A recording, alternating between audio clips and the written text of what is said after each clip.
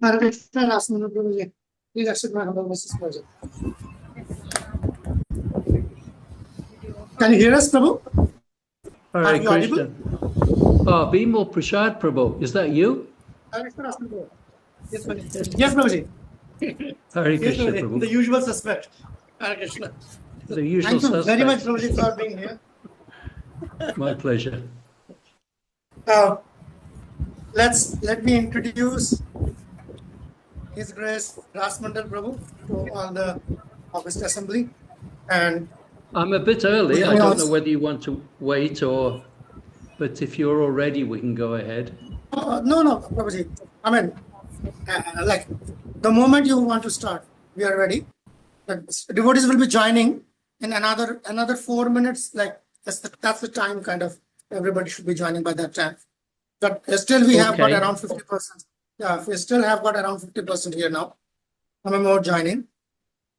So let me take this opportunity to introduce His Grace RASAMANDALA Prabhu to the devotees of Pakistan. His Grace RASAMANDALA Prabhu, and I won't, in the interest of time, I will be brief. It would be sufficient to say that RASAMANDALA Prabhu can be called the Janak, or the father of ISKCON education. And that's a fact. That's not an overstatement. Because wherever we see in ISKCON, whatever education that is coming for the last 35 years or so is 35 or 40 years, I would say, is largely coming from the basic notes of Rasamandal Prabhu. I'm pretty sure most of you are familiar with this journey of self-discovery. You see the 7 Gita lessons, 6-day Gita lessons, usually they're all his notes, initial days notes. And Prabhu is response, we see the education system of ISKCON, that's largely coming from Rasamandal Prabhu and the devotees he has trained over the years.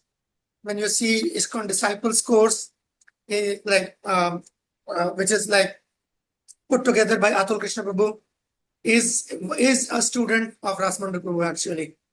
And the main, the pioneering spearhead was the VTE, Vaishnav Education and Training. That's the brainchild of Rasamandal Prabhu. And from there, we are getting leadership training. Even ISKCON spiritual masters, being a guru in ISKCON, such courses, leadership training programs. These, Prabhuji, all of these students are Bhakti Shastri students. So the initial Bhakti Shastri lesson planning kind of things is coming from Rasamandal Prabhu, the original notes. I can keep going. His humility, one incident, small incident, but I'll leave it there. In 2017-18, precisely, we were there for the Bhakti Vaibhav program, and the faculty who stepped inside, and he got startled because amongst the students was sitting Rasamandal Prabhu, and the devotee was like totally he was practically out of words, short of words. So I said, what I'm going to teach in front of Rasamandal Prabhu. You are the one who carved out these courses. And Prabhu said, I designed the course. I never took up that course. So I'm here to take the course. So sufficient for that kind of integrity. And that precisely is what we are going to, Prabhu is going to discuss today. Ethics in Bhagavad Gita. By the way, Prabhuji is an initiated disciple of Prabhupada. Okay, so gems are generally hidden. You won't find many, even if you Google or YouTube, you won't find more than 10 presentations or lectures of Prabhuji. He likes to keep a low profile, and yeah, that's how he is. So after 3 years of chasing him, he finally got him. Thank you, Prabhuji. Thank you. The devotees these are from almost 95% or 98% of them are from Pakistan. And you can see most of them, all of them are youngsters. 80 to 90% of them are students in universities. Many of them are medical students. Yeah, so they are all mostly medical students. And some engineering graduates. And that's your audience. Wonderful. That's nice to know. Can you hear me okay? Yes, Prabhuji. You can hear me? Yeah, everyone, pretty much audible. Can everyone? Yeah, you can all hear me. Sometimes the internet connection here isn't great. I'm in Greece at the moment. And it isn't as fast as when I was in Mayapur 3 months ago, so which surprised me. But because it was very fast in Mayapur. Bimal Prasad Prabhu, thank you for your very generous words. Of course, my service was actually in collaboration with many other devotees, and I just played a small role in that. You trained all of them? No, not everyone, no. But some, that's true. Yeah.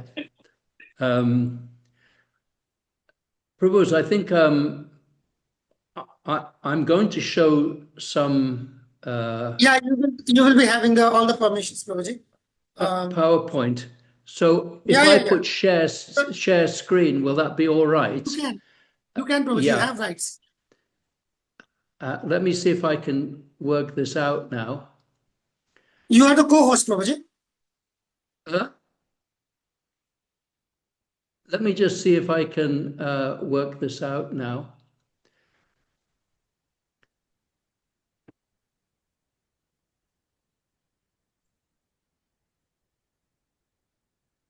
Is it working, Prabhuji? Just give me one second. Just give me 1 second. I've got 2 screens on, so I'm trying to work this out. And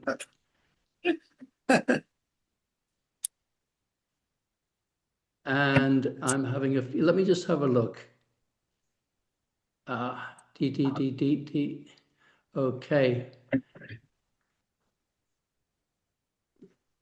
Prabhu, let me just sort out my desktop and see if I can get this to work now. Okay, just give me 1 second. Yes, Prabhuji. I can use the time. I can use the time to glorify you further. No, please don't. Please don't. Okay. Okay, let me just now see if I can get this working.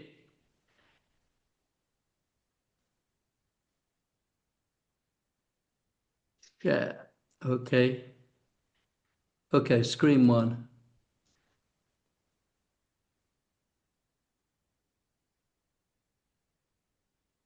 Can you see this, everyone? Yes. Yes, Prabhuji, visible. Okay. Yes, Prabhuji. Is it visible? Okay. Yes, Prabhuji. Ethics and the Bhagavad Gita. Okay, fine.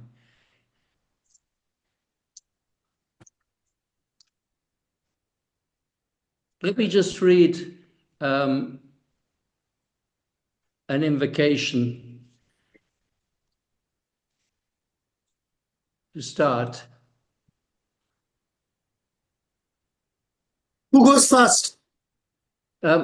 Shall I read it Yes, first, Prabhuji. Bimal Prashad Prabhu? Let me just read this. Actually, would you like to read it, Bimal Prashad? Why not? I mean, whoever goes first. Go on, Natik, go on. Why don't you read it? May there be good fortune throughout the universe, and may all envious persons be pacified. May all living entities become by practicing bhakti yoga, for by accepting devotional service, they will think of each other's welfare.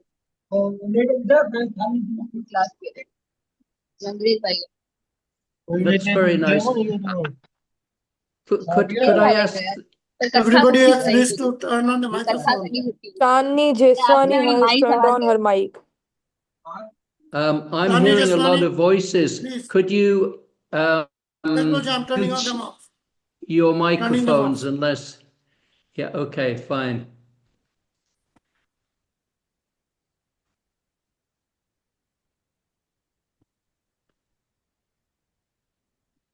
I'm having a bit of a problem here. Okay, that's better. Okay, fine. Here is another invocation. This is a Lord Vishnu speaking to Prithu Maharaj, and I thought it was relevant to our topic today. My dear King, I am very captivated by your elevated qualities and excellent behavior, and thus I am very favorably inclined towards you. That's from the Srimad Bhagavatam, Canto 4, Chapter 20, verse 16.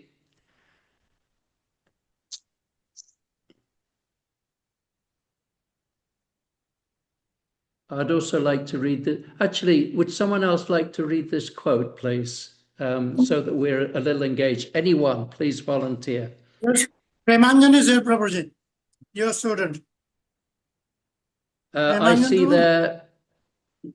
Yeah, Jayadev, would you like to read it?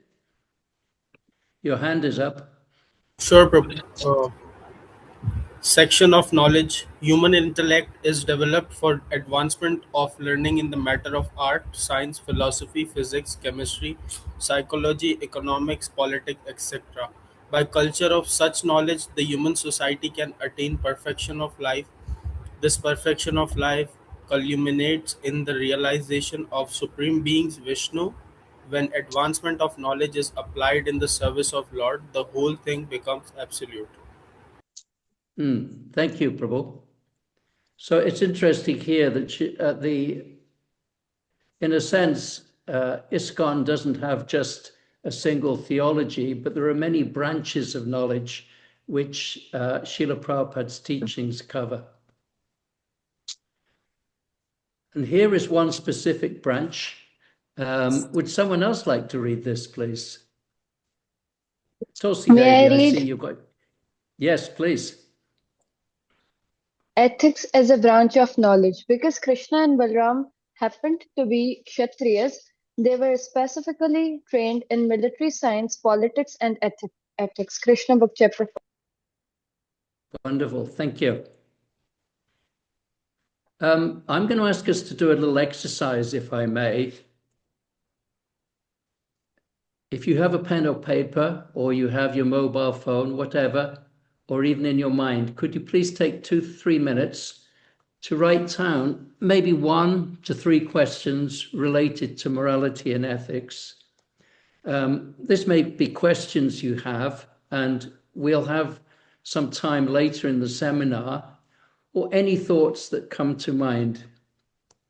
Okay, thank you. Please start. You have 3 minutes. Any questions you've got on this subject, or why you think it's relevant? Thank you.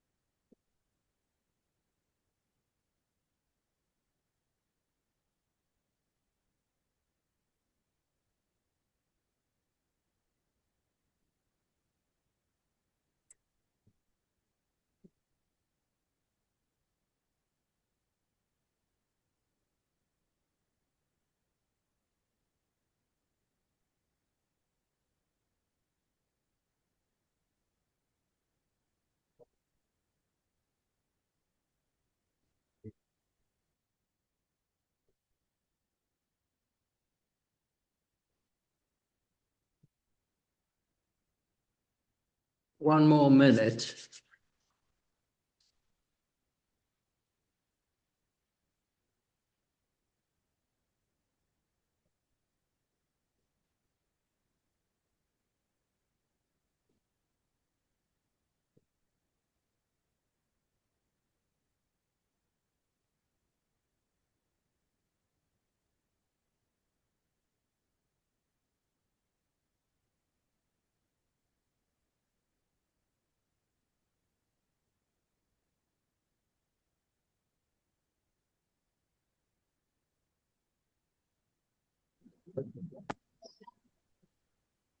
Okay, time is up. Bimal Prashad Prabhu, how long do we have altogether? Come again, Prabhuji, how many? How long do we have altogether? Is the whole seminar 2 hours? 120 minutes. Hmm? Yes, Prabhuji, 120 minutes, 2 hours. 2 hours altogether. Okay, let me tell everyone. I'm going to take time. I'll probably break it in 2 parts to make it easier, and I will also ask questions in about 40 minutes. So I'll take some of those questions if I can. But here, let me see what I can do. You can get, Prabhuji, you can take more time if you need. Okay. Not a problem. No, it's not every day we get Rasamandal, Prabhu. No, I'll be punctual. I like to finish on time. But here is here are some questions I've got. I think the first one that comes to my mind is Srila Prabhupada's own character, which is something we talk about a lot. And we praise Srila Prabhupada's character. In fact, every morning in the Guru Puja, we read Vedigaya Hara Charita, that the Vedas glorify the spiritual master for his character. Here's a nice picture of Srila Prabhupada. My own experience of meeting Srila Prabhupada, I think it was in 1973, was that he was a very full person. There was a feeling of completeness about him. And that was very striking. And many Srila Prabhupada disciples actually mentioned what it was like to be in the company of Srila Prabhupada. So that is something for us to consider, Srila Prabhupada's character. The other question I've got here is, and you see there's a couple of mischievous kids there about to steal butter. Are we also able to claim that we're transcendental to morality and ethics? That is a very important question. I will tell a story here that one of my godbrothers was caught by the police stealing flowers back in the early 70s, and he had to go to court, and his alibi was, his excuse was, I was stealing the flowers for God.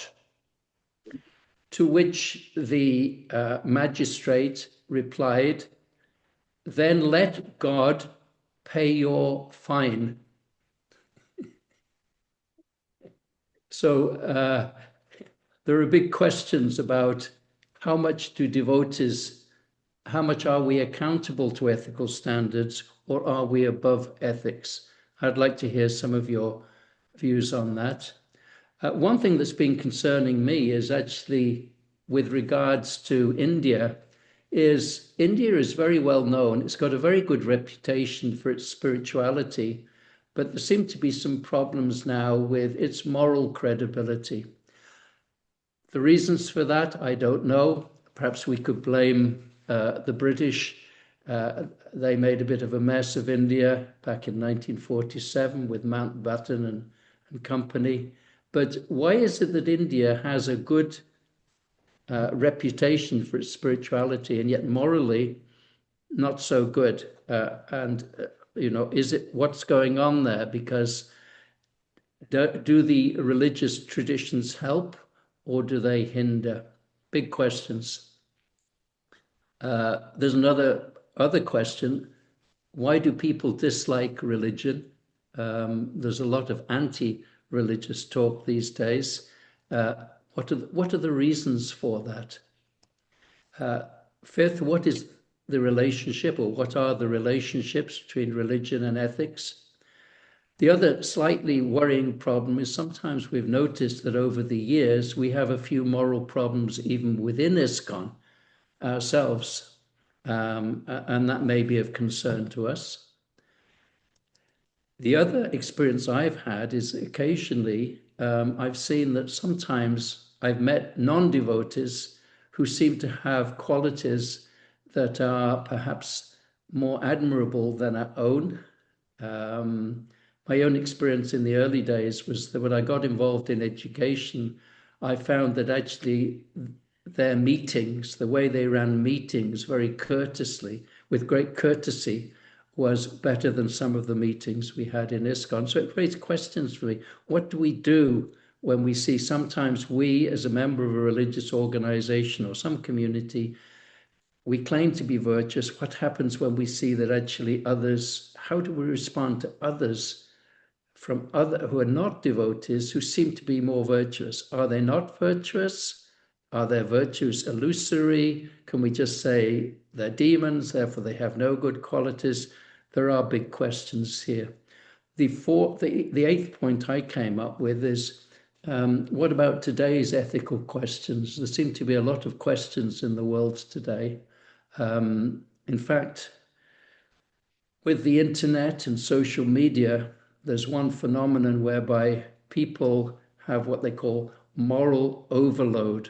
We're just burdened with moral questions all the time.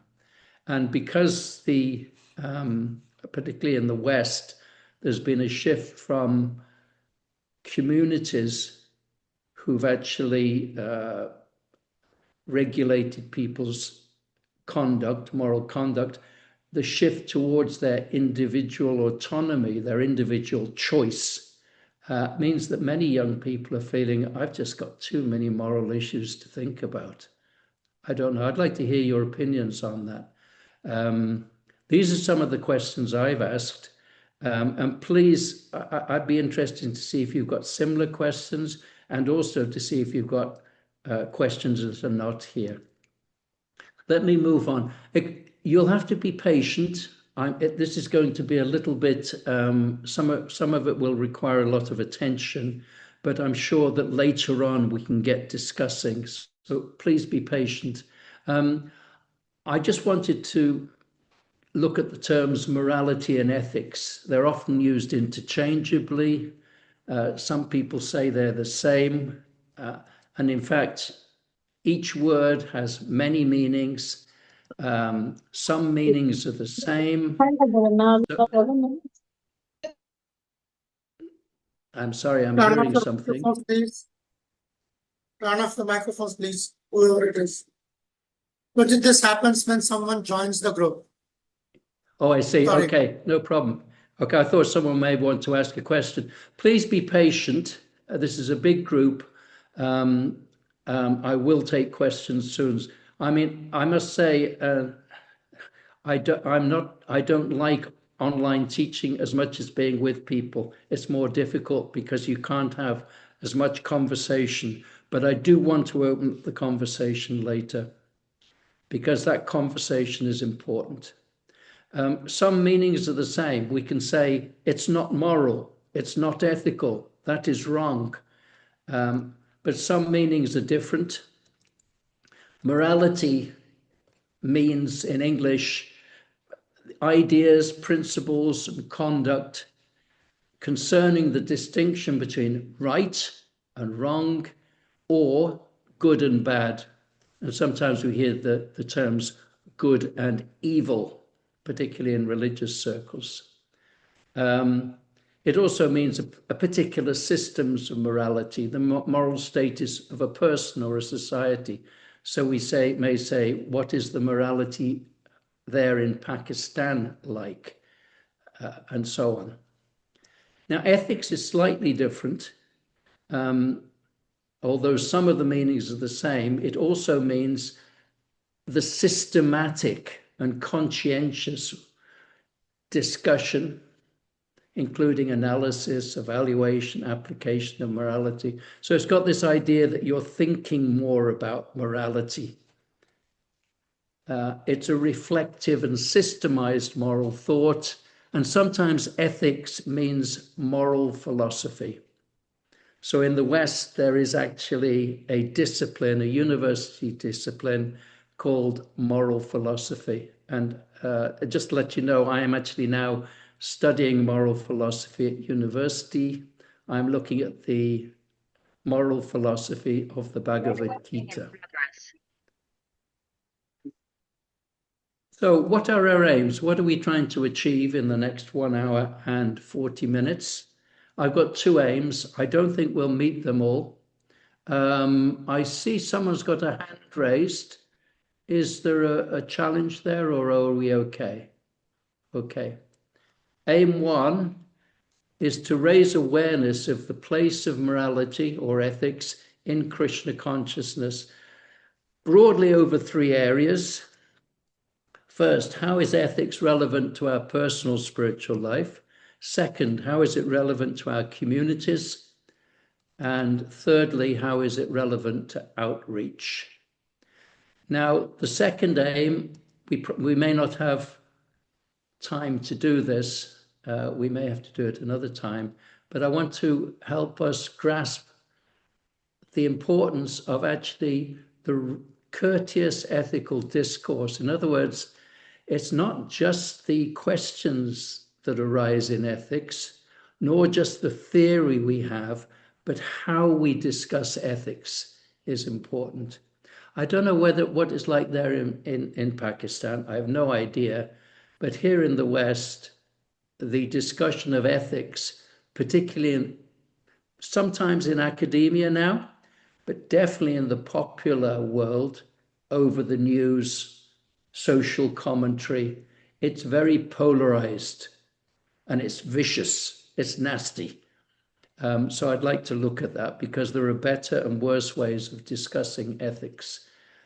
Okay, I've got a few objectives. This is what we're going to be able to do at the end of the 1.5 hours now. I'd like to focus on the idea that the Gita is essentially an ethical text. Second, we're going to discuss how it focuses on character and what we call virtue ethics. I want to give us some attention to one virtue. It's sometimes called a meta virtue. I'm thinking probably in devotee communities, we could call it a maha virtue. And I think and finally, I'm going to look at how much devotees should consider themselves above morality. Are we transcendental to morality? There's a couple of other objectives I had, but I don't think we'll have time to cover them, but I'll mention them now. And that's the problems with what we call ethical monism. We all are familiar with the Mayavad philosophy and metaphysical monism, but there's also something called ethical monism, which means having similar standards for everyone. It's problematic. And the other subject, which I just mentioned here, and we might discuss in the questions, is the significance of today's ethical environment. When ISKCON was set up, it was in, I think, 1966. The social environment was a lot different, and the way we discussed moral issues was a lot different than it is today. So it's important to understand the kind of environment we live in, what's going on in the world, how we discuss moral issues, what the moral issues are. I just did some research recently into AI, and there's a whole list of issues, a very long list of issues connected to artificial intelligence. Let me ask you, are those debates going on in Pakistan? Anyone? Is there a lot of discussion about artificial intelligence? Does anyone use artificial intelligence? Are you using ChatGPT or anything? Yes. Yes, Yes, Prabhuji. yes, Prabhuji. Prabhuji. You are? Okay. Every day. Every day, Yes, okay. yes, Prabhuji, Be because careful. they have jettisoned. Yes, Prabhuji, because they have jettisoned the original one. Okay. Good. Okay, it's good. I'm sorry, I can't see you all, so I'm just trying to see if you're still with me. Okay, I'm going to move on to this, and I think this is an important point because we've been studying Bhakti Shastri, and the first claim I'm going to make is the Gita is essentially an ethical text. You'll see here the Bhagavad Gita as it is, between two bookends. And of course, we know the setting of the Bhagavad Gita as part of the Mahabharata, but it's also sandwiched between two verses, which are very, very significant.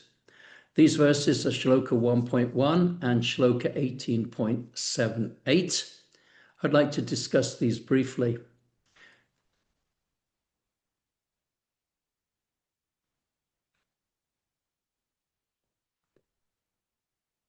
Let me read the first verse. You will all know this. Dhritarashtra vacha, Dharmakshetra Kurukshetre, Samaveta Yutsavaha, Mama Kakpandavaschaiva, Kima Kurvata Sanjaya.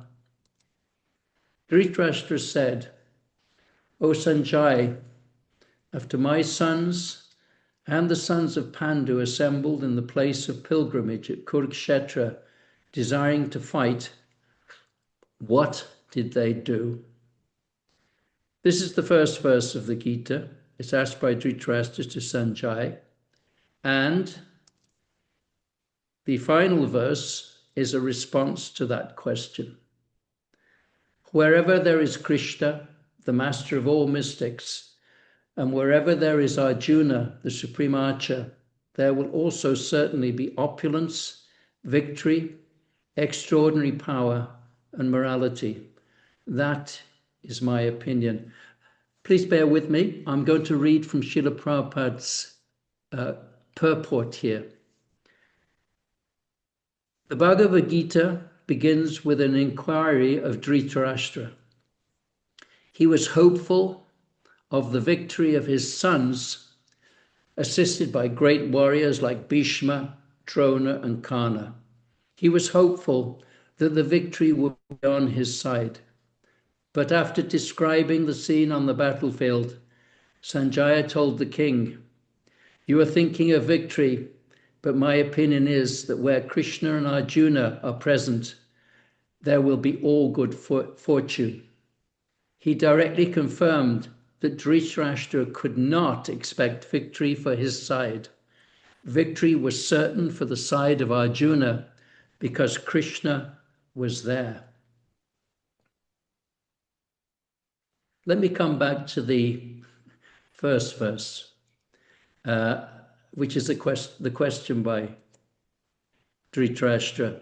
I'm going to read also from the purport here because it's illustrative.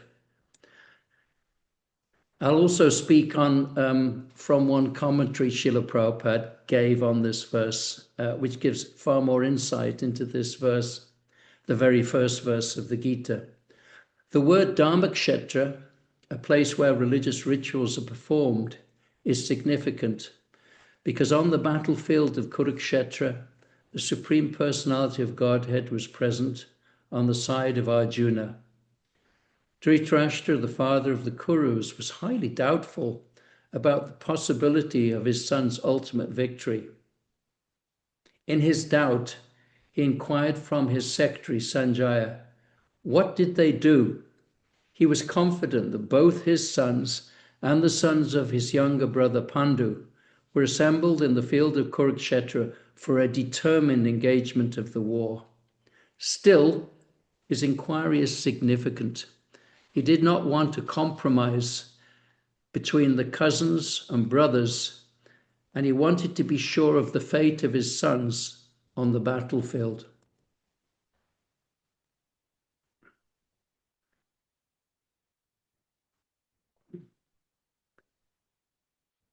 Let me go on.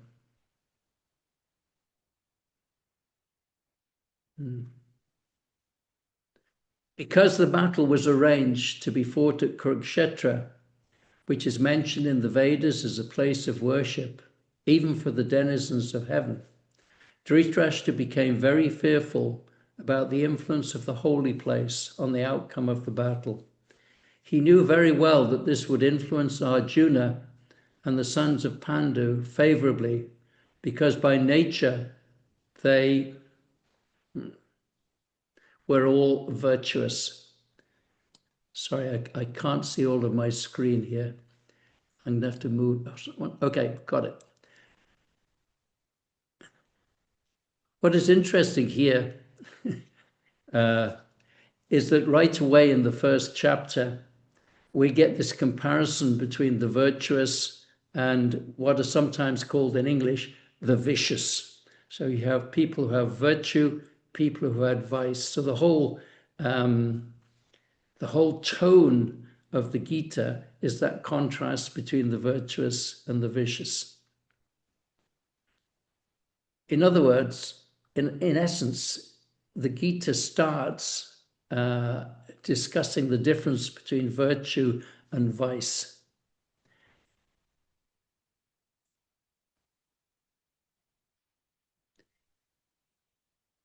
Actually, let me tell you the Srila Prabhupada's lecture on this. Srila Prabhupada makes an interesting observation here. He said, this is a strange question. If I go to if I tell you I've been to a restaurant and you ask me, why did you go to the restaurant? You'll go, well, it's obvious. I went to eat. So Srila Prabhupada explains in this lecture, I'm sorry I don't have the reference right now, but he says, so why on earth was Dhritarashtra asking the question? And he asked this question because he was fishing for an answer. You know, sometimes people ask questions one way, but they're really looking for something else. It was what we call a covert question. And he was worried about the fact that Dharmakshetra was a holy place, and he knew that his sons were vicious, were not pious. So it is a covert question. So he was already showing his nature as being not exactly straightforward, but duplicitous. And we'll come to that later because there's another virtue called integrity, which is the opposite of duplicity. So what is interesting here is that actually the Gita starts with an emphasis on virtue and vice. In fact, the whole of the first chapter is a comparison of the two armies, and even the behavior as they're asking questions reveals their different attitudes and mentalities. And of course, once we get to the 16th chapter, there's a very stark contrast between the divine and the demoniac. But let me go through a few other points, if I can get this to work. Yes. Chapter 1 contrasts the virtuous with the vicious.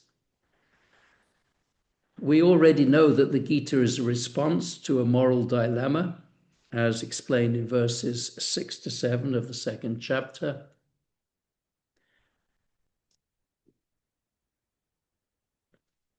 What is interesting is very often we tend to think that the Gita is about ontology, it's about the self, it's about Krishna, it's about Prakriti, it's about time, it's about karma. True.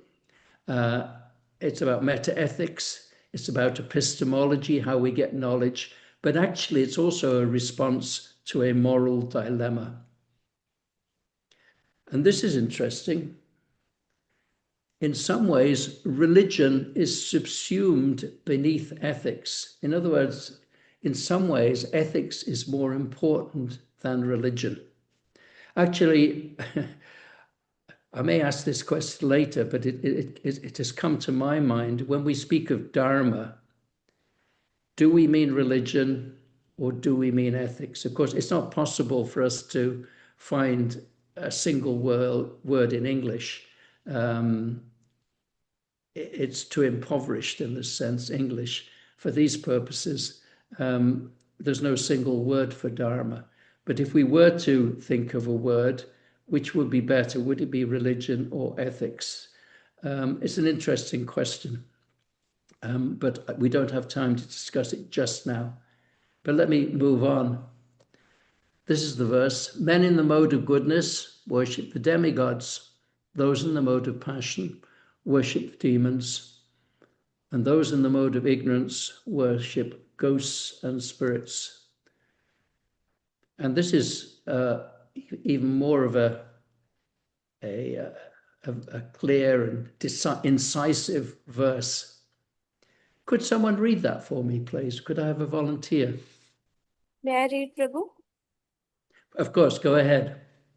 Those who undergo severe austerities and penances not recommended in the scriptures, performing them out of pride and egoism, who are impelled by lust and attachment, who are foolish, and who torture the material elements of the body, as well as the super soul dwelling within, are to be known as demons.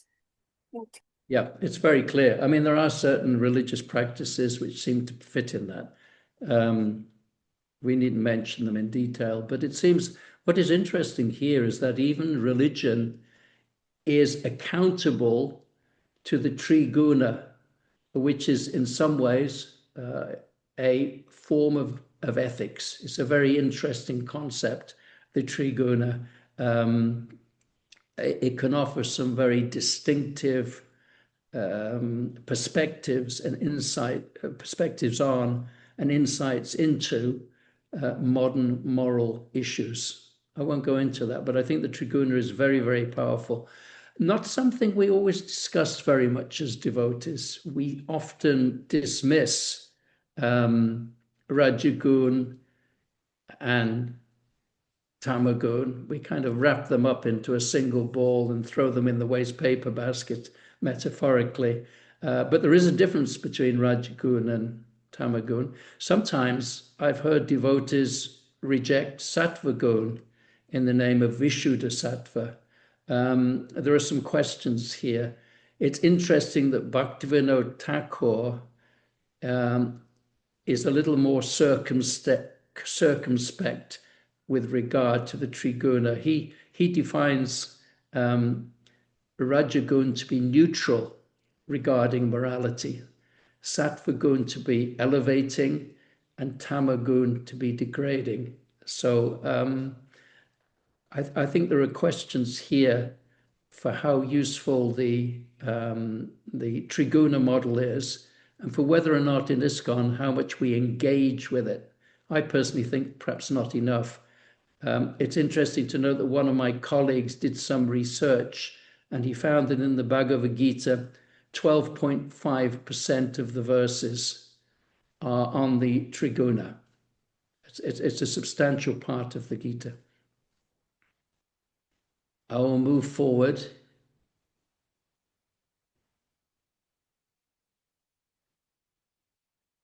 Yeah, the word dharma is synonymous with ethics. Again, it's not exactly, there's no equivalent match, but dharma can be translated in many ways, such as righteousness, duty, virtue, and so on. There are many different reasons, but I think it's a very important term. It's also important to note that the Gita includes long lists of virtues and human qualities. So I will be stopping in about 10 minutes. The Gita is essentially an ethical text. It highlights virtue or character and virtue ethics. I'm going to go through this quickly. Virtue ethics is a form of theory, normative. When I say normative theory means it sets the norms, the standards.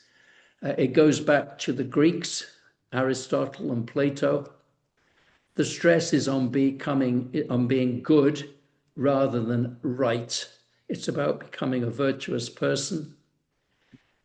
Much of the modern discourse in the world today is based on other philosophers, particularly two theories, namely deontology, which goes back to Immanuel Kant, and utilitarianism, which goes back to John Stuart Mill. They're very influential in the West and in the world. Virtue ethic. Yeah, what is interesting, let me just make one observation here, is that since about 1960, almost exactly the time that ISKCON was incorporated, there's been a huge revival or rehabilitation of virtue ethics. People have been looking back to the idea of virtue, and therefore within academia also, there's been a big interest in the ancient virtue traditions. particularly going back to Confucius and Chinese thought, to some degree Indian thought, even to African thought. So there is an opportunity for us to engage with ethical thought. And I think it's very important that we do that. I'll come to that later. It was assimilated into Islam by some very famous scholars who existed in the dark ages of Christianity. I don't know how to pronounce these precisely, but you will know better than I do, living in a Islamic country or a Muslim country. Later Christianity, Saint Augustine and others, they also took on Greek philosophy. It's interesting how Christian thought and Greek thought with some Hebrew thought came down together throughout the ages. And there are some words, I don't know how many, do you all speak Urdu there? I expect if you're living in Pakistan, many of you will speak Urdu, but here are some words. Fazilat, Akhlaka, I don't know how to pronounce them. Do you recognize those words? Jayadev Yes, and Rupa Prabhuji. Goswami. Yes, Prabhuji. Fazilat Yeah. Ikhlaq. Yes, good. So you recognize them. That's fantastic. Generally, the similar word may not be there in the Gita, but we can call them character traits or human qualities, dispositions. Virtue is normally a mature stage, actually. It's not just the Greeks by virtue, they meant not just something like a value, like honesty, because you can value honesty, but you may not have developed it. A virtue is something, a value or a character trait that is part of you. At that stage, one has a spontaneous like for virtue. For example, you'll like to be clean. Personally, I have many shortcomings, but I do like to be clean. I actually like it. So it's important to actually have that. You really do. A person who has virtue doesn't really need the law of the land. A person of virtue won't steal, not because the law is there, or not even because he reasons I might get caught, but he just thinks, I cannot do that. I will not do that. There is a certain nobility about it, which is captured in many of the, particularly in the epics, in the Mahabharata and the Ramayana, and the Kshatriyas particularly had this sense of nobility, of virtue. We'll come to that later. Here are some of the virtues: mercy, truthfulness, austerity, and cleanliness. One observation I have is that when we take initiation, we take those vows, which are important. But in a sense, as well as taking a vow or a base level, which represents a kind of a base level morality, the bottom rung, there is also an aspiration. We almost say that I vow to develop mercy, I vow to develop truthfulness, I vow to develop austerity, and I've made a vow to develop cleanliness. So the virtues are associated with the four regulative principles. And I'll just come to another key virtue. Let me see. Yes, we've got time. Integrity. I'm going to go to integrity. It's a complex word. It's used a lot in business circles. It's used a lot in politics.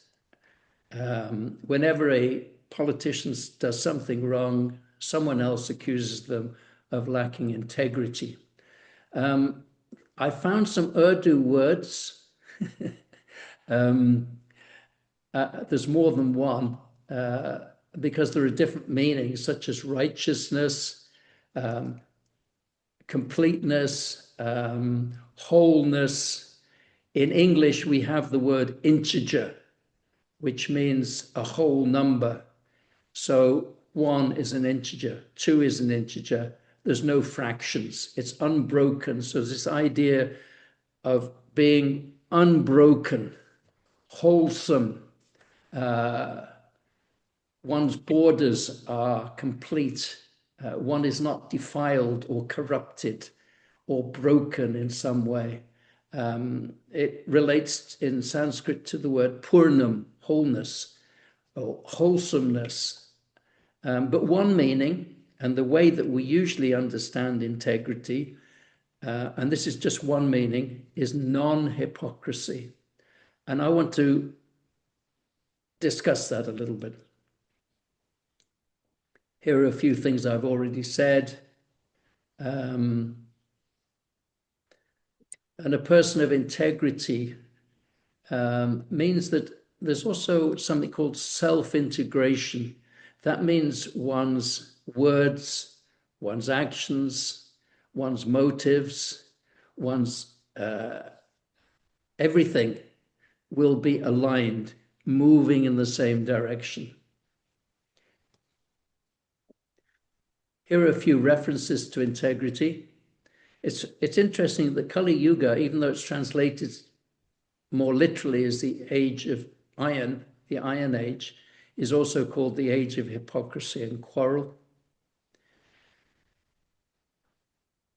Integrity means teaching by example. Hence we have the concept of acharya, and we have two words, achar and prachar. So there is the precept and there is practice. We have precept and practice. Srila Prabhupada valued integrity. It is essential for spiritual life. This is something that's not always discussed very much, but let me just give you a few verses. Could someone read that, please? Anyone? Hare Krishna. Can I, Prabhuji? Go ahead. I can't see you all, so please. Srila Prabhupada, reference to integrity. Prabhupada, yes, Chaser's wife must be above suspicion. If the leaders and the press and the executive heads are all rascals, rods, thieves, and within suspicion, then how there can be peace in the world? Wonderful, thank you. I'll also make another point that comes to mind here, is when Srila Prabhupada criticized other religions, as far as I know, I can't find any other references for anything else, but definitely at least 90% of the comments where they're not following. Therefore, he would criticize Christianity because it borrowed the commandment from the Jewish religion, thou shalt not kill, killing, he would say. So his only main criticism was they weren't practicing what they preached. There's the reference. This is a very interesting example.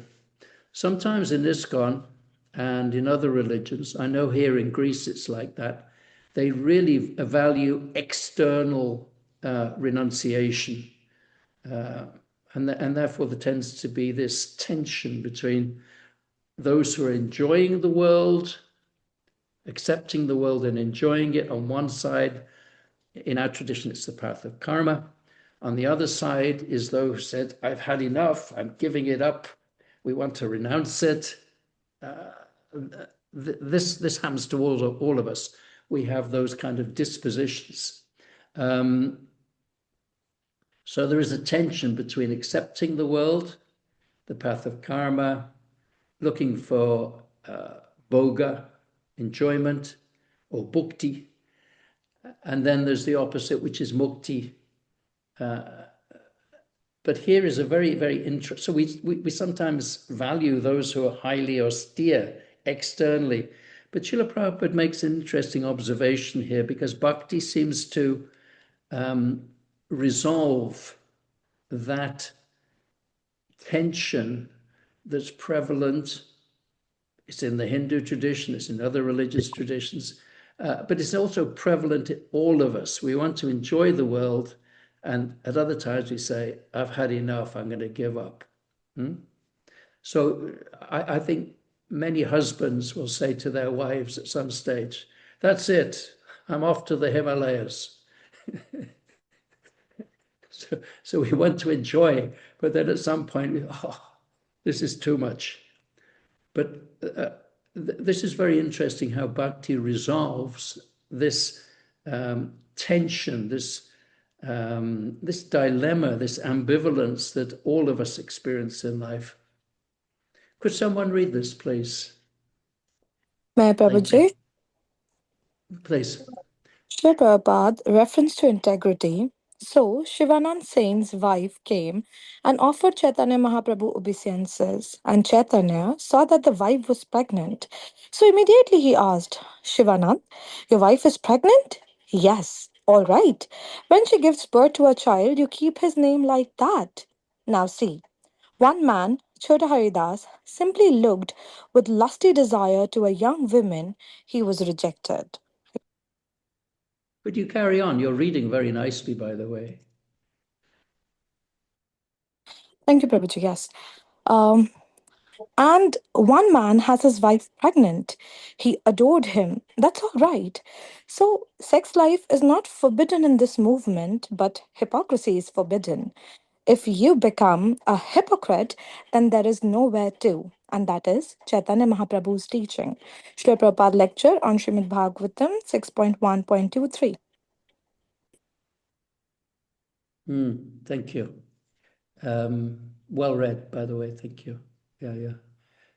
I'm not sure what Srila Prabhupada, I really would have liked to know what Srila Prabhupada was going to say when he says, if you become hypocrite, then there is nowhere to. My guess he was going to say, go. You have no shelter. But I'm guessing that. But I think this is a very, very explicit statement about hypocrisy and how it's more important even than external renunciation. Let me move on. Srila Bhaktivinoda Thakur makes some. By the way, I'm stopping in 5 minutes now. I'm sorry I'm going on a little bit, but I will stop. Someone else, could you read this, please? Ritika? Yes. Srila Bhaktivinoda Thakur's reference on integrity. Men of brilliant thoughts have passed by the work, the Bhagavad, in quest of truth and philosophy, but the prejudice which they embedded from its useless readers and their conduct prevented them from making a candid investigation. Thank you. That's wonderful. Yeah, the prejudice which they imbibed from their useless readers and their conduct. So actually, Srila Bhaktivinoda Thakur is showing the effect that people saw what the practitioners of the Bhagavad were doing. They were not following properly. There was moral degradation. So they didn't even read the Bhagavad for that reason.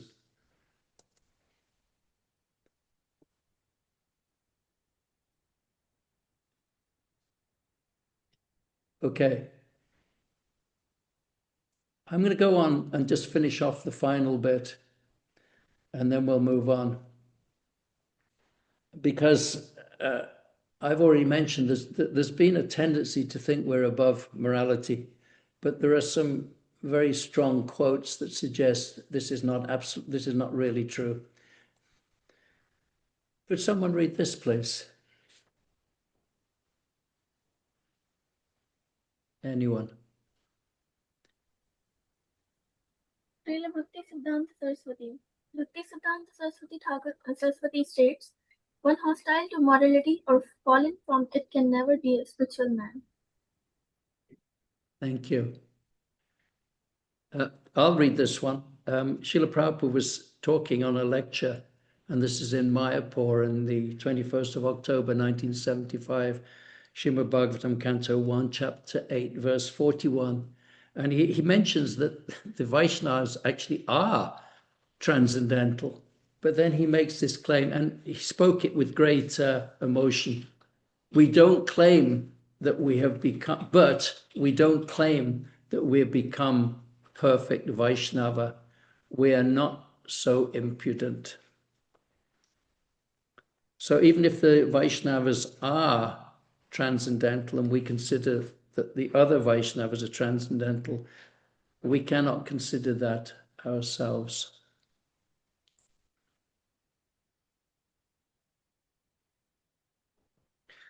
There's another question that is asked, that the idea that morality is above good and evil. We transcend duality. And Srila Prabhupada addresses this by making a kind of pragmatic statement. Yes, ethics form the basic principles of purification. We cannot be purified unless we know what is moral and what is immoral. Unfortunately, everything in this material world is more or less immoral. Now, here's the catch. But we still have to distinguish between good and bad. Lord Chaitanya also followed the ethical principles, particularly regarding the sannyas ashrama. Could someone read this, please?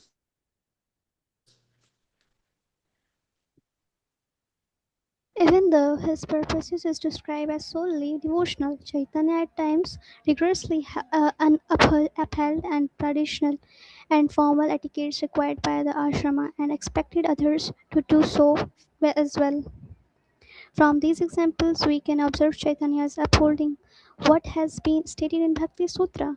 Scriptural teachings must be followed even after one is firmly fixed in devotional love.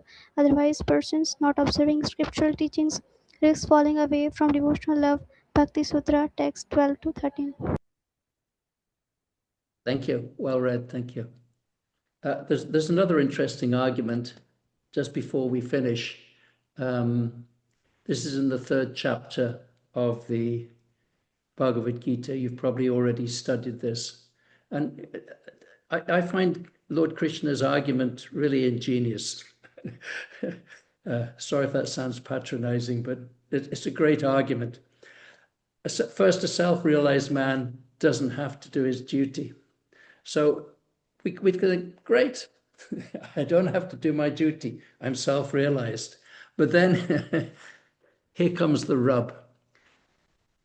But this means he doesn't have any reason not to perform his work either.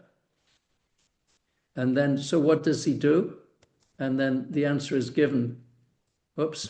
Oh, there it is again. Sorry, my PowerPoint isn't right. There we are. That's actually, it's 3:18. That's verse 3:18. It should be. And then a few verses later, he gives the answer. As the ignorant perform their duties with attachment to results, the learned may similarly act, but without attachment, for the sake of leading people on the right path. I personally don't see much scriptural reference for the idea that we can become yamadutas. Sorry, not yamadutas, avadutas. Slip of the tongue. I know in the early days, sometimes when we saw a devotee who was a little bit eccentric, we'd say, he's an avaduta. And of course, the avaduta concept is there. We have our own Lord Nityananda Prabhu. But I find, personally, looking at Shastra, I see very little injunction for us having the ability to neglect scriptural standards, and that would include the standards that regulate our moral and ethical life. Prabhu, I'm going to finish it there and take questions. As you wish, Prabhuji. I'm going to see if I can do this properly. Okay, I can't see everyone, so I'm going to Premanjana Prabhu. If you put up your hands, I'll try and take the questions. Premanjana Prabhu. Thank you very much, Prabhuji, for this enlightening talk. Very, very thought-provoking. And thank you to the organizers for inviting you and giving us an opportunity. So my question has actually multiple parts. I'll try to keep it concise. You mentioned about the distinction between virtuous and vicious. That Srila Prabhupada makes and the entire Bhagavad Gita make a entire push is towards that in many, many verses. So we read in chapter 16, the divine and demoniac nature. Lord Krishna is very specifically giving all the symptoms, but he is also mentioning that these natures are acquired at the time of birth.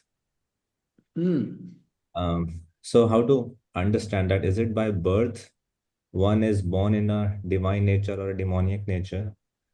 And I found it has a lot of complications as well. As we saw during World War II, perhaps like give dog a bad name and hang it.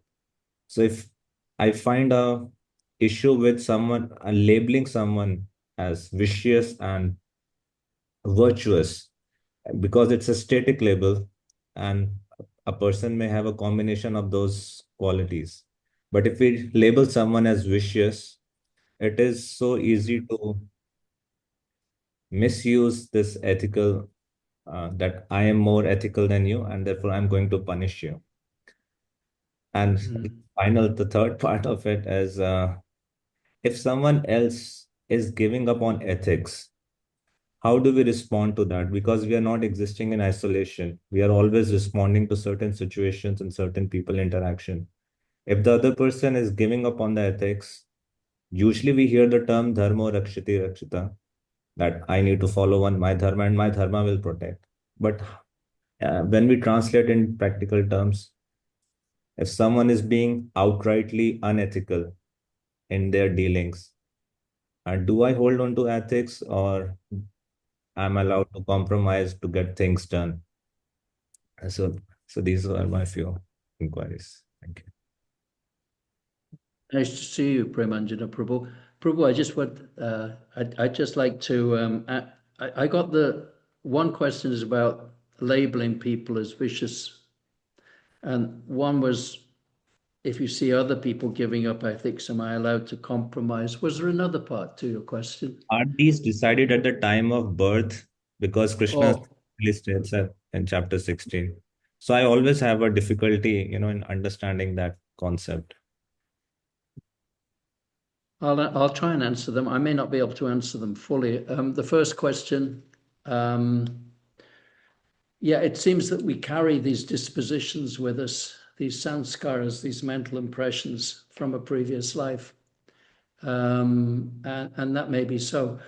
Recently in the UK, it's been in the news, I think today, there were some children accused of rape. They were 14 or 15 years old, and they weren't given custodial sentences, and people are getting upset. So it kind of alludes to the fact that our ethical dispositions certainly happen early in life, whereas according to, of course, the Gita, it happens within the womb. I don't have any particular problem with that. The fact, though, is that as human beings, though, we're born with certain dispositions and we have to take responsibility for them. I'll leave that one there because I don't think that was a very satisfactory answer. I've almost taken it for granted that that is the case. But if you want to get back to me on that, we can discuss it more. Regarding vicious and virtuous, I think we should be very, very careful about judging other people. In the academic literature on integrity, for example, there's loads of people who are listed as not having integrity. It's quite fascinating because it's very complex and not always easy to deal with. And by the way, I'll make one point here. We shouldn't make these ethical discussions too simple or too complicated. The world is we shouldn't make them too simple, particularly coming from a religious organization. We think, we've got the answers. Krishna says this, therefore it's straightforward. Regrettably, Dharma is subtle. And of course, the Mahabharata epitomizes that struggle to find out what is Dharma and what is Adharma. But one type of person who doesn't have integrity is often the anti-hypocrite. The person is always criticizing other people for being hypocrites. So we should be very, very careful about being judgmental. Someone has to make decisions. And that raises the whole question, and there have been books written on this in academia. Who carries moral authority? Who actually has the credibility or the natural authority or legitimate moral authority? I can't get into that at length here, but the conclusion of my research is that the person of virtue is the person who carries moral authority.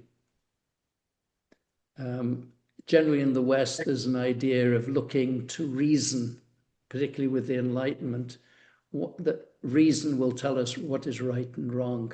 I don't think that goes in far enough. I tend to side with the virtue ethics and ethicists and think that actually that the moral authority lies with the Mahajans, the great-minded people, like Bhishma, for example. And he had the authority because he was virtuous. The problem today is that we're all expected to make moral decisions. We have to make moral decisions. We don't always have that authority. And it's always rather distressing to see film stars and sports people giving their opinion on socio-political moral issues. But we should be very careful about judging. But at the same time, someone has to judge the difference between the virtuous and the vicious. And therefore, Lord Krishna, the verse that mentions the reasons for his descent is very salient. It's very pertinent here. Piritranaya sadhanam vanashaya chatuskham.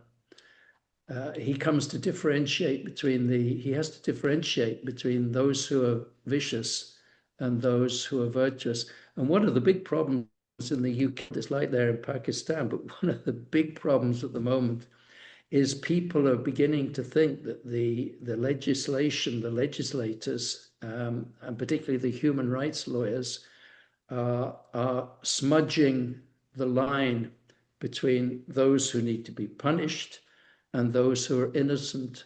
And there's a lot of cases of where the innocent seem to be punished and the criminals are rewarded. Lord Krishna does not endorse that. So someone has to make the decisions. The question is who is able to make those decisions. And thirdly, giving up on ethics. One feature of integrity is that you don't come up with the excuse, everyone is doing it. Because everyone is doing it, therefore I can do it.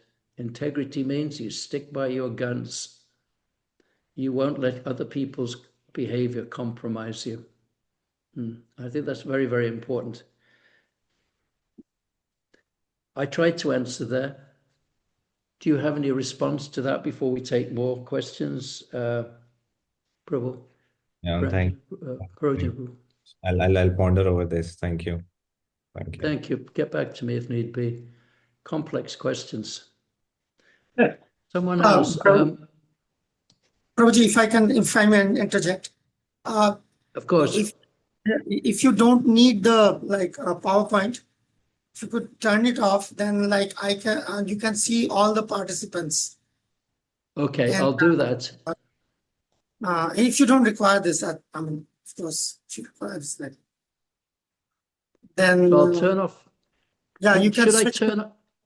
Can I switch off the share? Yeah. Or do I need? Just switch off the share, and let me see. I've got a share button with a Just click onto that. I believe. Click onto that. I can't see anywhere that says stop sharing.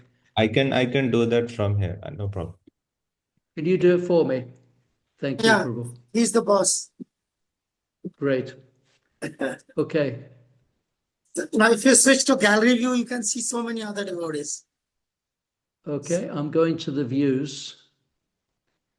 I'm going to gallery now. Got it. Fantastic. They have more people asking questions. Okay. I've got 3 pages. Let me see who else is there. Yeah, would you like to raise your hand? Oh, how about Bishan and Neelam Khatwani? Hare Krishna, Prabhuji, Dandavat Pranam. Hare Krishna. I need to ask one simple question. How can morality bring peace of mind?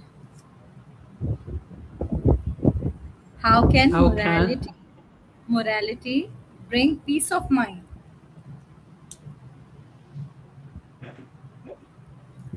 That's a very good question.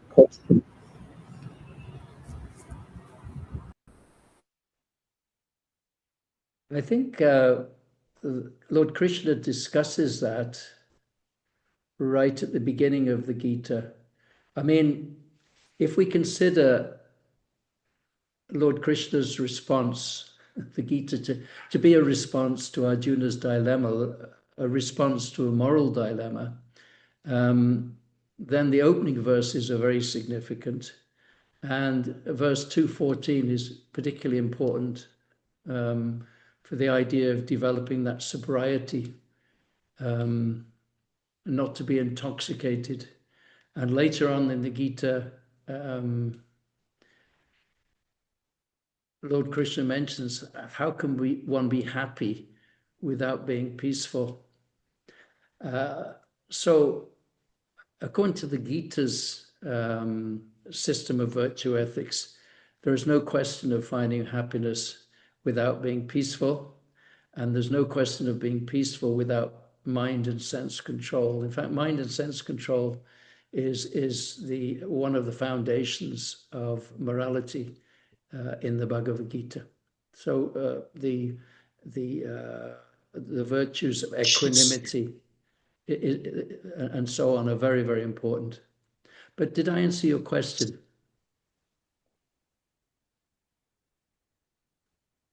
Sorry, Prabhuji. I'm not sure if I answered the question. One thing is, it may be in our moral struggle that it is a struggle. There is conflict, and integrity often means that we actually have some degree of harmony. But to get that harmony, we very often have to get out of what appears to be harmony, but is actually complacency. So tamagun is complacency. And sometimes we have to start discussing these issues, as difficult as they are. The Bhagavad Gita was spoken on a battlefield, which is perhaps significant. So expect in spiritual life, there will be some kind of struggle.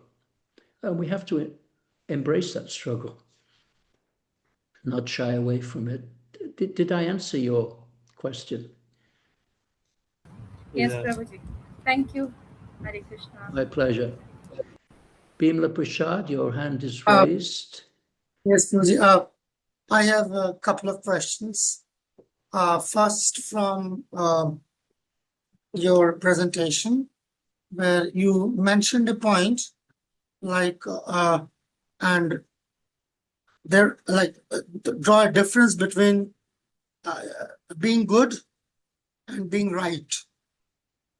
Being good and being righteous. And as I understand, there can be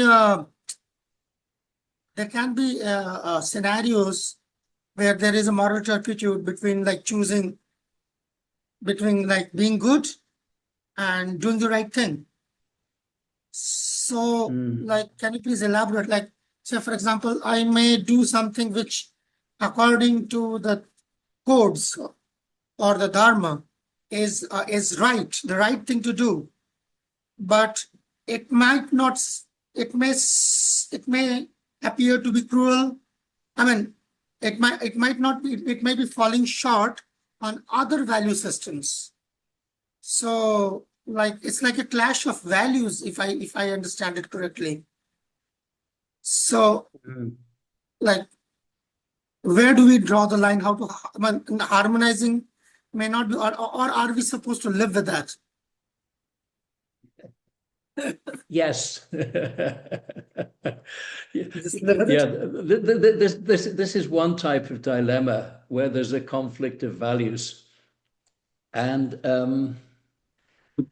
that is more or less the point of integrity, or the stage of developing, if you like, in Western culture, we'd call it wisdom. I think in our own tradition, we would see it as realization, where we move from blind following towards a kind of intellectual or academic engagement. And at that stage, we may still be bewildered by opposites, or what seem to be conflicting truths or paradoxes or moral dilemmas. And then we move to the stage of full realization or direct perception of the truth. And according to Srila Prabhupada, at that stage, those paradoxes and conflicts dissolve, or they're harnessed or resolved. It's not easy. One has to resolve those problems, and the role of the guru is there in actually. This is the standard response. One seeks guidance from someone who's wiser than oneself, and that's very important. That seems to be the kind of the standard response to difficulty, is to seek guidance from others, and to seek guidance from the super soul within as well. Yeah. But one can expect, one should expect that there will be some difficulties in life. I mean, my own personal experiences, it's not that we just have dilemmas, and that's the way that the kind of more recent Western philosophers, they see life in terms of those punctuated moments of choice. We have a choice, and then we solve it. We have another choice. We have a dilemma. But virtue ethicists tend to see that the life of virtue is continuous. And not only do we suffer from dilemmas, but we're almost constantly in a state of ambivalence. We're bahushaka. Our intelligence is many-branched. And we want to try and resolve that conflict. It's almost a constant state of conflict. On one hand, we want to enjoy the world, and on the other, we think, I'm going to give it up. And that doesn't work either. It's not possible, because it's our nature, Anandamoy Vyasat. It's our nature to love. By the way, the other interesting aspect of this whole discussion is the virtue of love, and some moral philosophers. In my own studies, moral philosophers have called for the rehabilitation of love as a supreme virtue, and I think that is very, very, very, very significant, because without that love, one will not be supersedity, one will not be satisfied. But I think one personal story may be in order here. When I'd been a devotee for about 2 or 3 months in Bhaktivedanta Manor, this was in 1973, I went to see one sannyasi, Harika Swami as he was then, and I asked him, I said, my mind is always disturbed. And in rather than him being what I thought was sympathetic, he admonished me and said, what do you expect?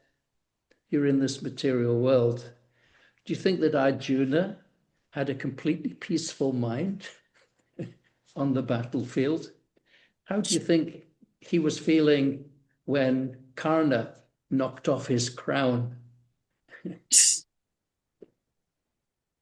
So in a sense, one should expect some kind of conflict in this world. Of course, harmony and peace are desirable, but it usually is attained after going through some kind of conflict. And we should not necessarily shy away from some of these difficult debates in our own lives, perhaps also in preaching and in our communities and so on.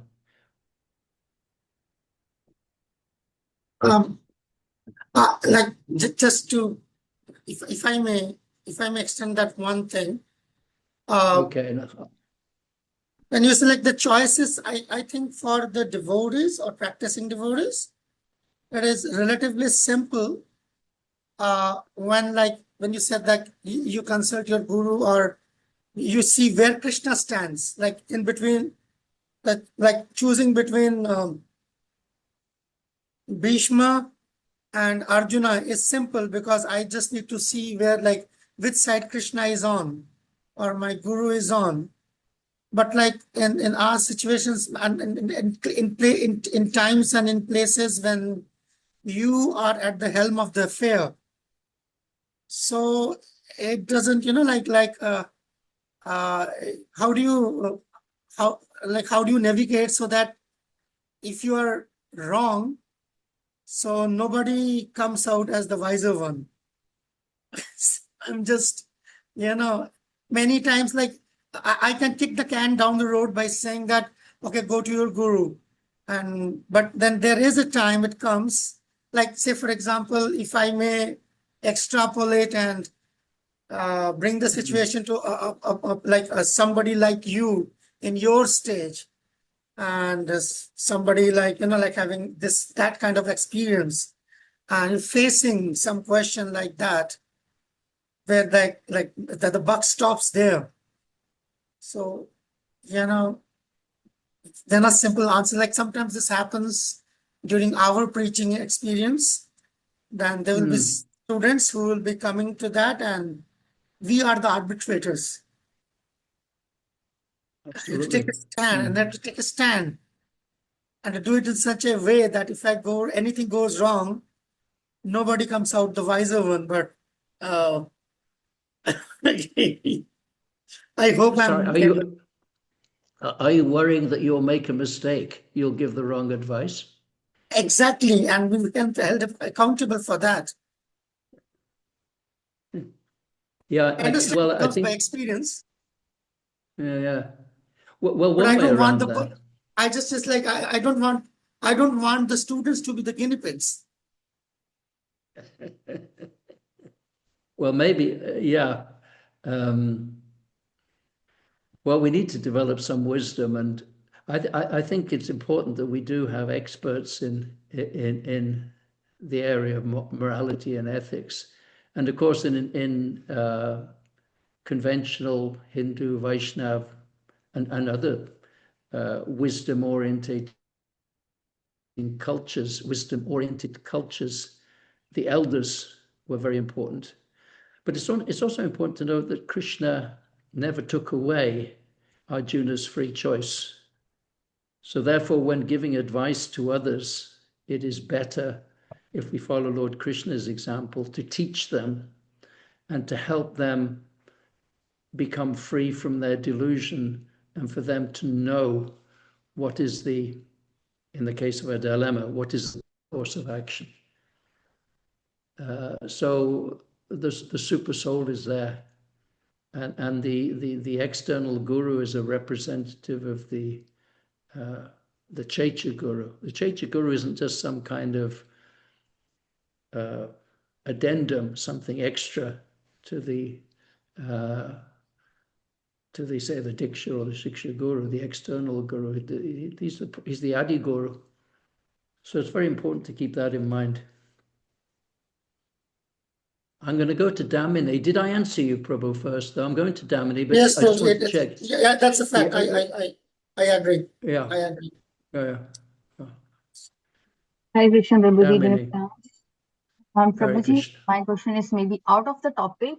Like in the starting, Dhritarashtra asked the question, although somewhere he knew that the Pandavas are gonna win, but he didn't even accept the single deal that Pandavas gave. Even Krishna went himself, but he was like, he just wanted war. Why? Although he knew that the Pandavas are gonna win. And one more thing I want to connect, like everything was happening by Krishna's will.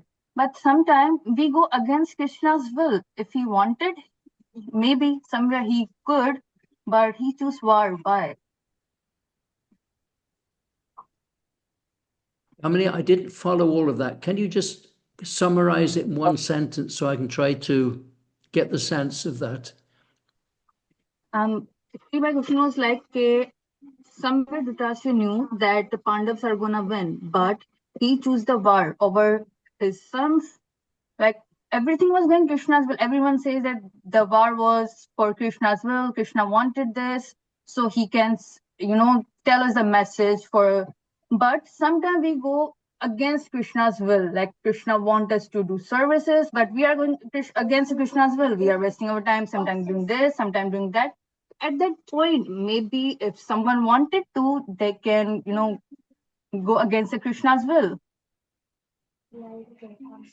Yeah, well, there's something to be said for the whole idea that our whole moral struggle is based on our will and on our desires. Most of our conflict, it could be said, revolve around our motives and our desires. We have our desires. Other people have their desires. For example, if we're in the family, I may be the husband, but my wife has different desires. My children certainly have plenty of desires. And more broadly, there is the idea that even if we don't believe in God, of course we should do, but God has his desires, or the universe has his desires, or destiny doesn't go the way that we want it.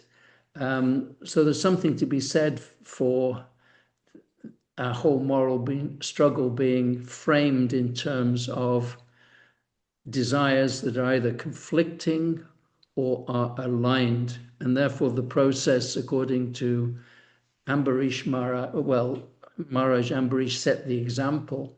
According to Srila Prabhupada, he set the example because he aligned his desires to the will of the Supreme Lord. I don't know whether that answers your question, but it's, do you want to respond to that? Yeah, you are.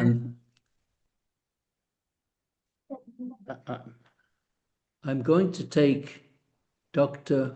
Molani next, but did I respond to that last question? I'm sorry, I can't see everyone and I'm on one screen, so I'm a little uncertain what's going on here. Yes, yes, Prabhu, but the thing is, I'm a little bit confused about the thing that Dhritarashtra knew that Pandavas are going to win.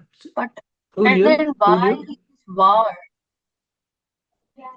So I can't, like the sound isn't good. Who knew?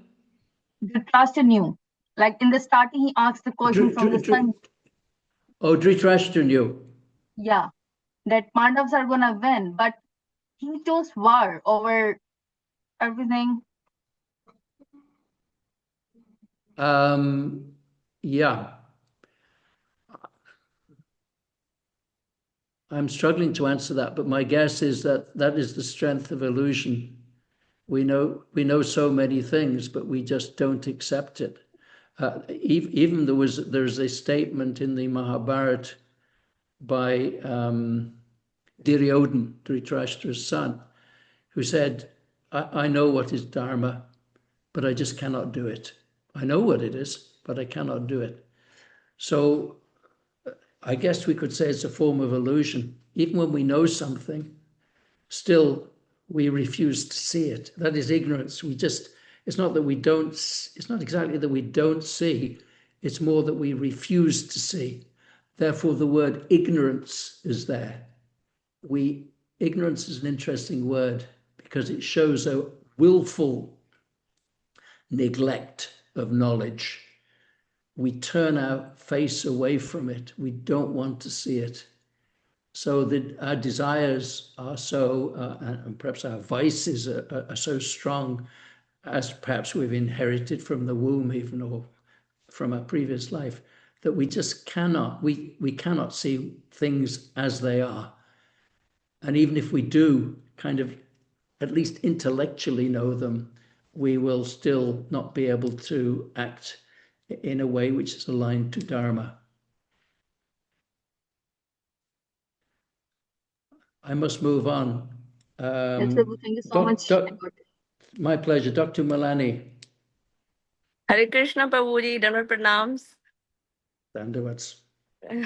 First of all, thank you so much for your blissful time you gave us. My question was that how do we know that we are actually pleasing Krishna or just our own mind? When we do bhakti, then how can we know that we are actually pleasing Krishna from bhakti or just our own mind? That was my question.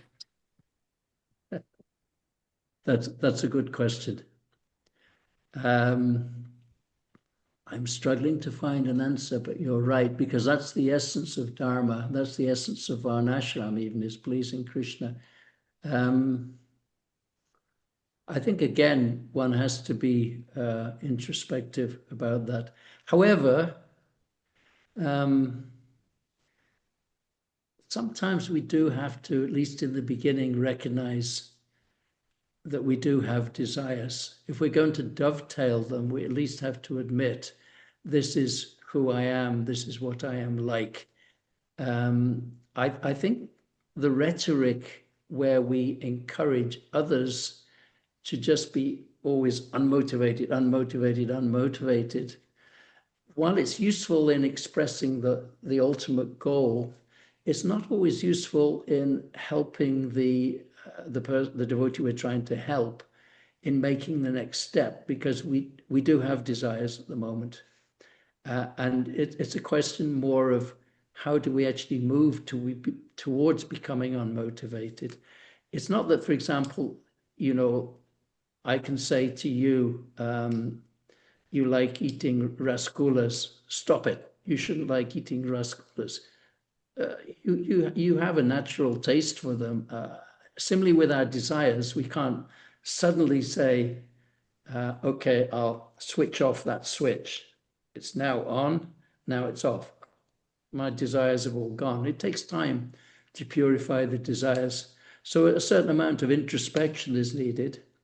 So it's not wrong in the beginning to actually at least recognize our desires and become aware of them, and to know if we are somehow self-motivated, and to somehow try and dovetail that desire with Krishna's. I think that's very important to do. Interestingly, I was surprised to hear many years ago a statement by Srila Prabhupada where he actually said, and I was a little shocked by it because Srila Prabhupada's never predictable. And he said, in the beginning, you'll be told, do this, do that. The temple commander will tell you whatever. He said, after time, you will think, oh, I could do this for Krishna. Oh, I could do that for Krishna.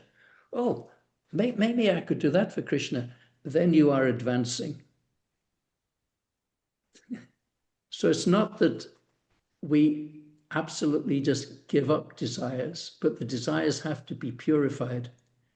Giving up desires is not possible, because desire is integral to the self. And if we try and give up desires, that will cause a lot of cognitive dissonance. If we try and give up affection, the same will be said. It won't help us. In fact, Srila Prabhupada explicitly says, I don't have the quote here with me, I'm sorry, but I could find it if you want. If you try and become detached, you will go mad. Or I think if you try and give up affection, you will go mad. it's not possible. So I think one has to be very introspective and to know how much I'm doing this for myself and how much I'm doing it for Krishna. It's very difficult to know other people's motives, and perhaps we are best attuned to finding out what our own motives are. So it needs a certain amount of introspection and contemplation. Does that help? Thank you, Prabhuji. Hare Krishna. I have humble request.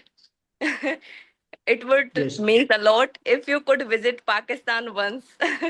We would love to welcome you here. Okay. Do I need a visa? Because we want to gain knowledge from you more and more physically. I don't think so, Prabhuji. Like you will get an on arrival. On arrival, okay. Yeah. And multiply that request by 50 because there are 50 students out here. I'd be happy to come if I'm able. I mean, I'm a little concerned now I can't see you, and I'm not well experienced in dealing with online. It's harder to get to know you and to develop that real conversation, which is absolutely necessary for spiritual life. But thank you for your kind invitation. Get back to me, Bimal Prasad Prabhu. Prabhuji, this is a Simal, yes. Simal, I've got here. Hare Krishna Prabhuji, please accept my humble obeisances. My question is, what is the relationship between the ethics and the different branches of philosophy, and how does this play a role in our spiritual life?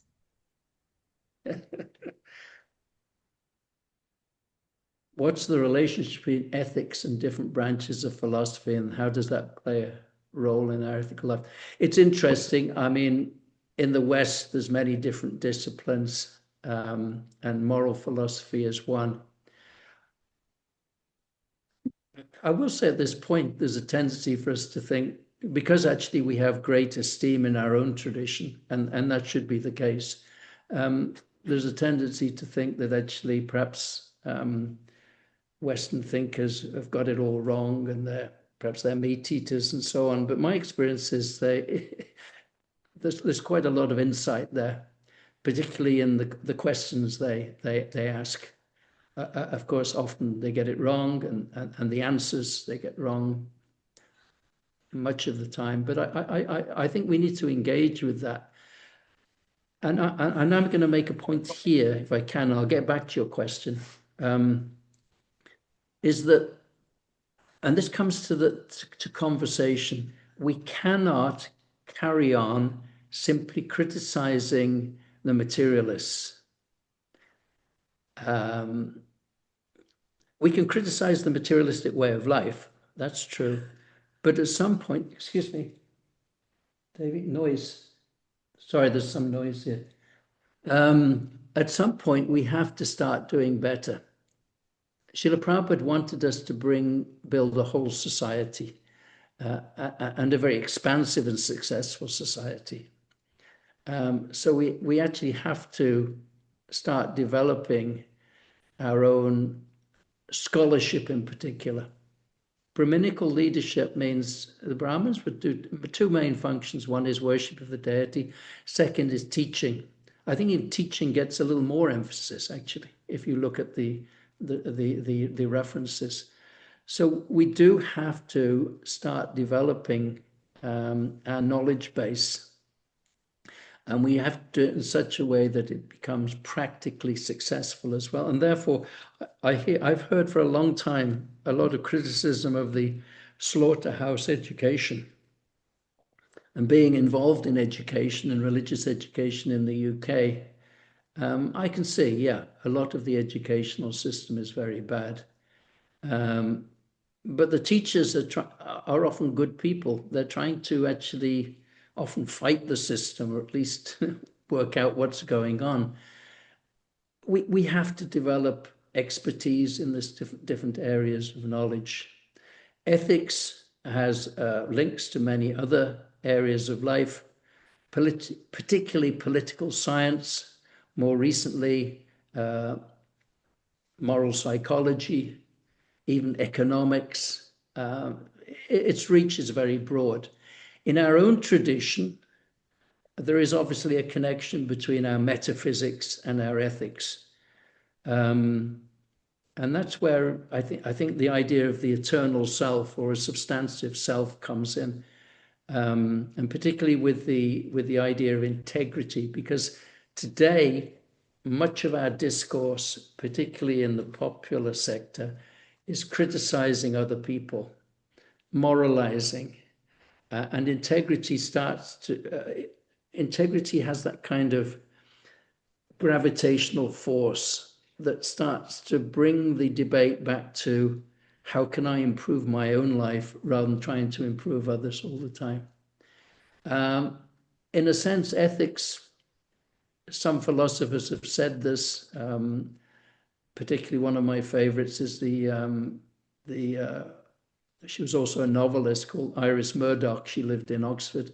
She says ethics pervades every element, every aspect of our life has a moral dimension. So I think it's a very, very important discipline. We need devotees to become expert in these fields and in teaching and so on. Those are my thoughts. Did I respond to you? Yes, Prabhuji. Thank you so much. Please, Jiva Goswami.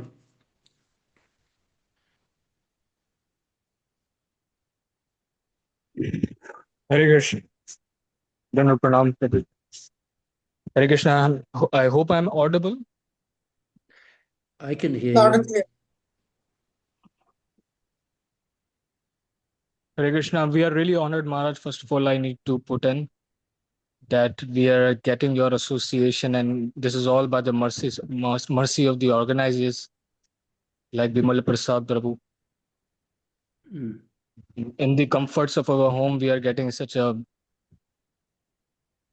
exalted association of devotees, especially you. My question is that how ethics are important, especially in terms of serving Krishna, because ethics and ethical codes have also different stages.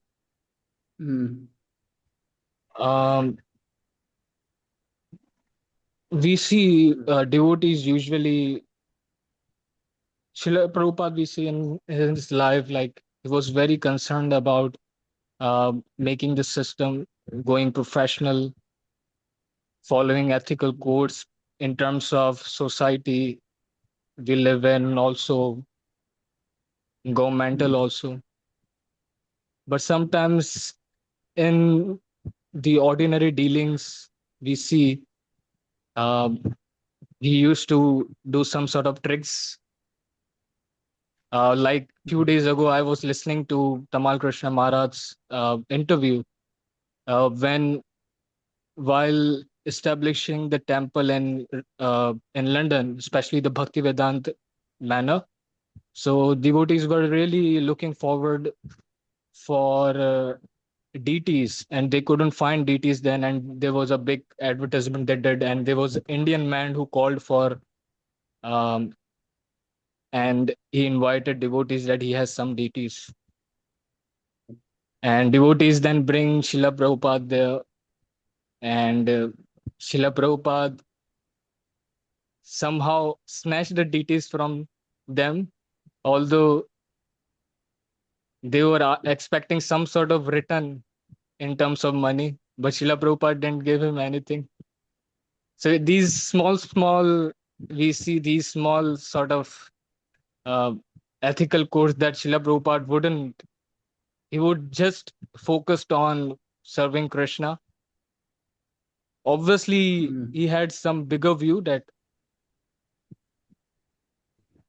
what really important is Krishna's service, that at that time devotees didn't have much donations to, that they could actually import deities. But how important these ethical codes are in serving Krishna, while we see devotees like Srila Prabhupada and other Hare Krishna Maharaj. I hope I am able to convey what I'm. Yeah. You've touched on a very pertinent point, a very salient point in ethics, and that's the conflict between, on one side, integrity, on the other, you could call it expediency, getting something done. My own, of course, there's another consideration here, that if one has the virtue of honesty, one may sometimes tell a lie. There is the story of Kaushik Muni, was it? I think very important story. It resembles a question or a scenario that was asked by Immanuel Kant, the great German philosopher, moral philosopher. So with Kaushik, he was in his ashram. Some people came running through and fled, and then some robbers came and said, Kaushik Muni, which way did the robbers go? And because he wanted to be known as an honest man, he told the robbers where their victims had gone. They caught them and I think killed them, if I remember the story, at least robbed them. So the question is there, and to his surprise, he was not elevated, but went to hell. He got a lower berth at least. So this question is there. So one thing I'd say is sometimes, occasionally not occasionally, but being virtuous means that it doesn't mean that you're always literally following the rules. One may have to sometimes use one's discretion as to what real honesty is. That's one point. Secondly, if one is going to be is going to transgress moral rules, according to Srila Prabhupada, one should only do it when Krishna tells you directly. Otherwise, one should avoid it. Those are some of my responses. They're not definitive answers, but I think we need to, in our state, I think we need to be very, very careful about thinking that we have actually got some kind of dispensation to break the law. Let me give you an example. Sometimes one may be, if one is a diplomat for a country, say I was a UK diplomat visiting Pakistan, I would have something called diplomatic immunity. I'd have some special privileges which frees me from the law. But I don't actually get that privilege by capriciously demanding it. I do it because I am serving my country. I'm trying to help the diplomatic relationships it has with, in this case, Pakistan. In one sense, I'm serving that country as well as acting as a diplomat. So if one has the mood, one has to primarily have the mood of service. If in the course of that service, there is some dispensation that one doesn't have to follow the law, then one can do it. But as Srila Prabhupada said, usually that means one gets direct instructions from Krishna. And what's happened in certain places, and I've read it's quite prevalent in India, is this idea that I can be moral when I go to the temple. But in other areas of my life, I don't have to be moral, and I can go to the temple and ask for some blessings, some perhaps freedom from the sins I may have accrued. And that seems to be a prevalent mentality. Srila Prabhupada didn't like that at all. It's there in other religions as well. And my analysis is that when one's a Kanishta, one only sees Krishna in the temple. And that means seeing Krishna in the temple means that one's moral vision is limited to the temple. Srila Bhaktivinoda Thakur says that one's moral vision must extend to other places, the devotee community, the broader world. So we can't just restrict that morality. It's like me and Krishna or me and my guru. And beyond that, morality doesn't matter. That's not good. I haven't answered your question definitively. These are difficult decisions, but one should be very, very careful. If it depends on your station in life. If you're a businessman, it may be different than if you're a Brahmin. If you're a Brahmin, you have to be absolutely honest. So that even if a thief comes and asks you, where's your money, you tell him. That's what Srila Prabhupada says. You have to be honest. If you're not dishonest, you can't be a Brahmin. You'll become corrupted by that. I've got S.V. Das. I'm sorry, we're running out of time. S.V. Das. Hare I'm Krishna, not sure Prabhuji. who. Hare Krishna. Am I audible, Prabhuji? Am I audible, Prabhuji? Hare Krishna. You are, I can hear you. Hare Krishna. Thank indeed. you, Prabhuji. Thank you. So just continuing from your last answer, I had a similar, I had a question regarding that only. As you mentioned that Brahminical qualities, and if you're a businessman in particular. So I was kind of late in joining the class, but I just happened to listen to question and answer and thought to ask my question. So in the day-to-day business dealings, we have lots of circumstances or situations where we have to do lots of manipulation, maybe, or if there have been some maybe. I feel if I have been cheated by some of the persons in business, and if I get an opportunity, I do tend to cheat them also. This is a normal kind of mentality. So is it correct from the perspective of a businessman? I mean, cheating the cheaters sort of thing. Srila Prabhupada seems to indicate there's some leeway, but I think we should be very, very careful about what that leeway is. I mean, he almost says it in a kind of slightly joking way when he says, for you, I'm making no profit. It's kind of, it's lighthearted. There are other injunctions where he says sometimes one may have to do some work on the black market. It's a big question. And the question is, if you are in a society that doesn't support integrity, that is full of hypocrisy, and academics have discussed this as well. There's big discussions, prolonged discussions on this. What should one do? And there may be times you have to have some financial expediency. But I think one needs to be very, very careful about that, and one has to exercise discretion. I don't think one should be blind about it. That's my thought. I can't give a definitive answer, but certainly don't fall into ignorance and just think this is certain, this is fine. We can go on like this, particularly if there's going to be more serious ethical questions involved there. I'll make one point here. I actually think this goes, I mean, particularly for the leaders, and integrity particularly applies to the Kshatriyas, by the way. The Kshatriyas had this nobility. Therefore, you know, their conduct had to match their words. Therefore, when the Pandavas were staying, I think, with a potter, and Arjuna and his brothers came back with Draupadi after winning her, they were disguised as Brahmins. Raises other questions. But then when Yudhisthira kind of casually announced to his mother, "Mother, see what we've collected today. See what we've got today. See what we've won today." Then Kunti said, "Oh, that's great. Just make sure you share it with your brothers." And then when she saw Draupadi, she was astounded. Why? Because for a Kshatriya, her word was her bond.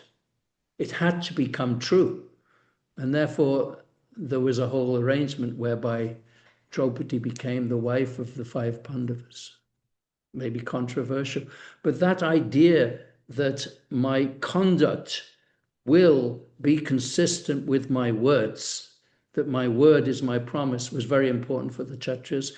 Honesty was extremely important for the Kshatriyas. For the Vaishyas, somewhat different standards. And by the way, that is a very important way of differentiating our own Chaitanya Vaishnav, or even Hindu ethics from most modern systems. Most modern systems have a single formula, a single set of values for everyone. Very important that we recognize we have different standards, different virtues, different rules, and so on. But yeah, okay. So I'm aware I'm spending. I'll try and answer in be shorter now. Who is next? I'm not sure who. Hare Krishna, Dandavat Pranam Prabhuji. Am I audible? You are. Thank you so much, Prabhuji, for giving time, and I offered my humble obeisance to you. So, Prabhuji, my question is, how do I actually see Krishna consciousness in my daily life or in the stressful situations like in my exams, during my exams or family pressure? And how can I improve my chanting quality when I am distracted and when I feel no taste or attraction in spiritual practices? Thank you. That's a good question. I think it's to be expected. We sometimes have difficulties. Again, I would suggest you seek guidance from your local devotees, how you can do that, because sometimes the pressures of life make it very, very difficult for us to keep up with our spiritual practices. So again, seeking the association of devotees is very, very important. And getting, local advice. Generic advice can be given easily, but according to Srila Bhaktisiddhanta Saraswati, it's much more important to get the advice on one's particular situation. I'll take one more comment, and then we need to move on. One question.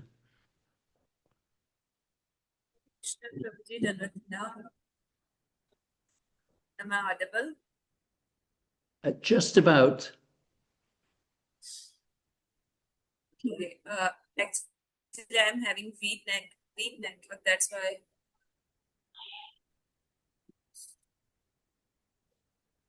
I can't hear. Hare Krishna. Hare Krishna.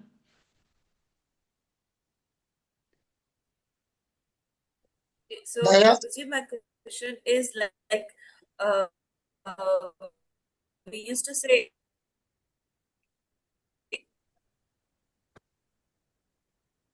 Daya, I would suggest that you turn off your video so that the connection becomes more strong. So the audio gets through.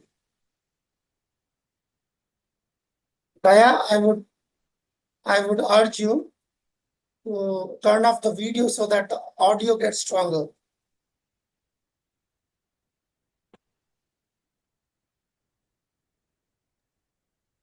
Hare Krishna, am I audible? Yes, I can hear you so now. Prabhuji, my question. Okay. So my question is like we used to say it is all matter of desire, right? So being in a situation where you are very, you are not allowed to be associated with the people with whom you can grow in your devotional service. In that environment, where you have no association, how you can cultivate to serve Krishna, to grow in your. I couldn't hear all that question, actually. That's service. I'm getting how to cultivate the desires. If you haven't got being away from devotees.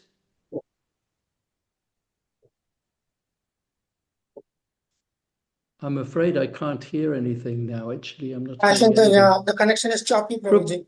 Yeah, Prabhu, I think we're going to have to finish there. I really apologize that we can't go ahead and answer that question, but there's nothing we can do.